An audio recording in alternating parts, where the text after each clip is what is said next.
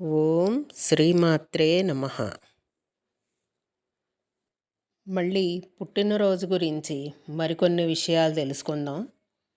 పుట్టినరోజు అంటే మనం హ్యాపీ బర్త్డే అని చెప్పి పిల్లలు పుట్టినరోజులు కానీ ఎవరు పుట్టినరోజు అయినా మనం పుట్టినరోజు శుభాకాంక్షలు అని చెప్తాము, హ్యాపీ బర్త్డే అని చెప్తాం, అంతే అనుకుంటాం. అంతకు మించి మనం పెద్ద వీళ్ళకి ఏదో కొత్త మళ్ళీ పుట్టినరోజు అంటే ఈ సంవత్సరం నుంచి వీళ్ళకి ఇన్నేళ్ళు వచ్చాయి అని చెప్పి తెలుసుకుంటాం తప్పితే అంతకు మించి పుట్టినరోజు గురించి మనం పెద్ద ఎక్కువ దాని గురించి ఆలోచించాం.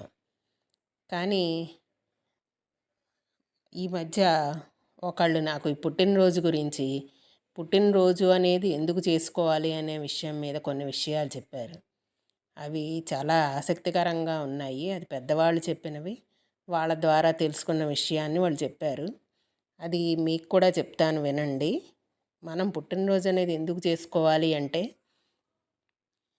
సూర్యుడి చుట్టూ ప్రదక్షిణ పూర్తయిన సందర్భంగా తలస్నానం చేసి కొత్త బట్టలు వేసుకుని సప్త చిరంజీవుల్ని తలుచుకోవాలి, స్వీట్ చేసుకోవాలి. ఆ వేళ birthday is not for others, it's for you.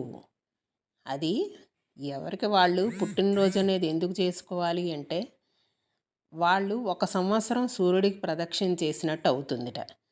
ఈ పుట్టినరోజు నుంచి వాళ్ళు మళ్ళీ కొత్తగా ప్రదక్షిణ చేయడం ప్రారంభిస్తారు సూర్యుడికి. అది సంవత్సరం పూర్తి అయ్యేసరికి వాళ్ళ సూర్యుడికి ప్రదక్షిణ చేయడం పూర్తవుతుందన్నమాట.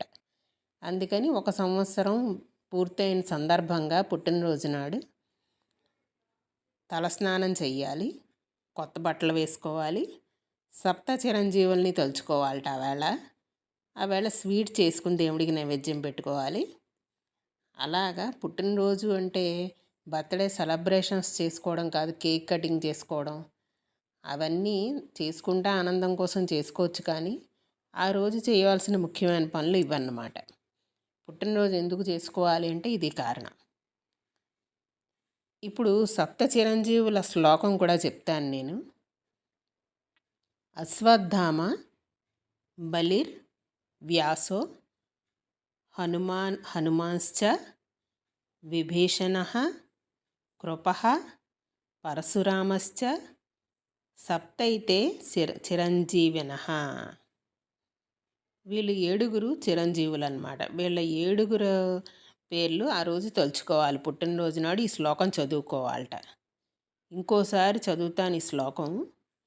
సప్త చిరంజీవుల శ్లోకం.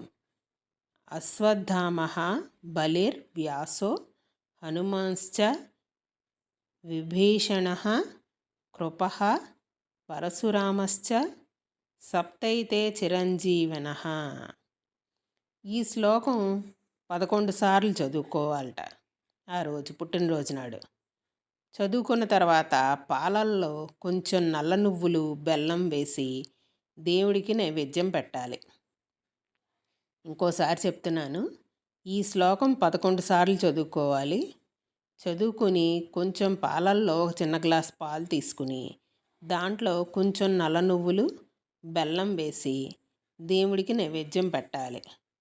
అది పుట్టినరోజు నాడు చేయవలసిన ఒక ముఖ్యమైన కార్యక్రమం అన్నమాట. ఇక మీదట మీ పుట్టినరోజులకి ఇలా చేసుకోండి, మంచి జరుగుతుంది. మన పెద్దవాళ్ళు ఇలా చేసేవారట. మనకి ఇవన్నీ చాలా వరకు తెలియదు. ఇవన్నీ కాలగర్భంలో కొన్ని కలిసిపోయాయి. తెలిసిన వాళ్ళ దగ్గర తెలుసుకుని మళ్ళీ మనం ఆచరించడం ప్రారంభిద్దాం, బాగుంటుంది. ఇప్పుడు తల మీద నూనె పెట్టేటప్పుడు దీవించే దీవెనలు. పుట్టినరోజు నాడు పిల్లల్ని కింద నేల మీద ఒక పీట వేసి కూర్చోబెట్టి చేతిలో నువ్వుల నూనె వేసుకుని వాళ్ళ తల మీద 3 సార్లు పెట్టి ఆ చెయ్య వాళ్ళ వీపు మీద కూడా రాయాలి.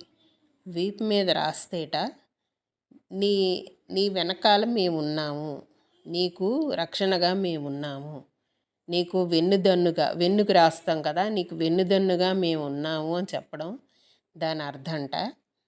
ఎవరెవరైతే ఇప్పుడు పెళ్ళికొడుకి పెళ్ళికూతురికి అందరికీ అలా తల మీద నూనె పెట్టి వీపు మీద రాస్తారు కదా, ఎవరైతే నూనె పెట్టారో వాళ్ళందరూ కూడా మేము ఉన్నాము, నీకు వెన్నుదన్నుగా, నువ్వేం భయపడక్కర్లేదు, మేమందరం నీకు రక్షణగా ఉన్నాము అని చెప్పడం దానిలో అర్థంట.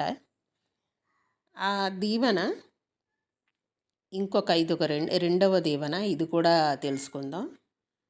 అమ్మ కడుపు చల్లగా, అత్త కడుపు చల్లగా, కొడుకుల కోటవై, కూతుళ్ళ కుందవై, మనవల మందవై, ఈశ్వరుడంత భక్తి, బృహస్పతి అంత బుద్ధి, విష్ణుమూర్తి అంత ఐశ్వర్యం, రామచంద్రుల వారంత శాంతం, లక్ష్మీదేవన్ని నగలు, పార్వతీదేవంత ఐదవతనం, మార్కండేయుల వారంత ఆయుర్దాయం కలిగి 100 ఏళ్ళు 1000 ఏళ్ళు చల్లగా వర్ధిల్లు. మళ్ళీ ఇంకొకసారి చెప్పనా?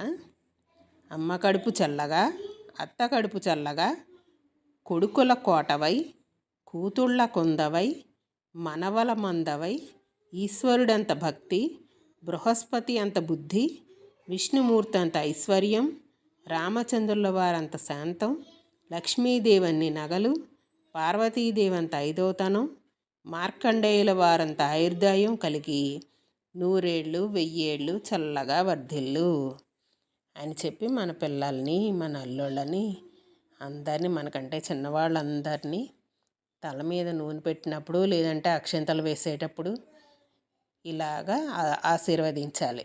పెద్దవాళ్ళందరూ కూడా ఇలా ఆశీర్వదిస్తే ఆ పిల్లలు అభివృద్ధిలోకి వస్తారు. ఇవన్నీ మన పెద్దవాళ్ళు దీవించే దీవెనలు. ఇవి మనకిప్పుడు ఎక్కడ తెలియట్లేదు. కొంతమందికి తెలుస్తుంది, వాళ్ళు దీవిస్తారు, కానీ మిగిలిన వాళ్ళకి తెలియట్లేదు. అందుకని అందరూ నేర్చుకోవాలనే ఉద్దేశంతో ఇలా వీడియో చేసాం అన్నమాట. ముందు ఒక వీడియో చేశాను, ఇది రెండోది. ఇది దానిలో కూడా చూడండి. దానిలో ఒకటి చెప్పాను, దీనిలో కూడా ఒకటి చెప్పాను. ఈ రెండు కూడా బాగుంటాయి. రెండు పెద్దవాళ్ళు దీవిచ్చే దీవెనలే. ఇది మన సొంతమేం కాదు, పెద్దవాళ్ళు దీవిచ్చిన దీవెనలే. ఇవి అందరూ నేర్చుకుని ఆచరిస్తారని అనుకుంటున్నాను. సరే, ఉంటాను. బాయ్. పాలల్లో నల్ల నువ్వులు వేసి, బెల్లం వేసి నైవేద్యం పెట్టాలని చెప్పాం కదా. గ్లాసు పాలల్లో ఆ గ్లాసు పాలు తర్వాత ఆ పుట్టినరోజు ఎవరిదైతే వాళ్ళు తాగేయాలి. దాన్ని దేవుడికి నైవేద్యంగా పెట్టి ఆ గ్లాసు పాలు వాళ్ళు ఆ నైవేద్యాన్ని వాళ్ళు స్వీకరించేయడమే, అంతే. సరే, అయితే ఉంటాను. బాయ్.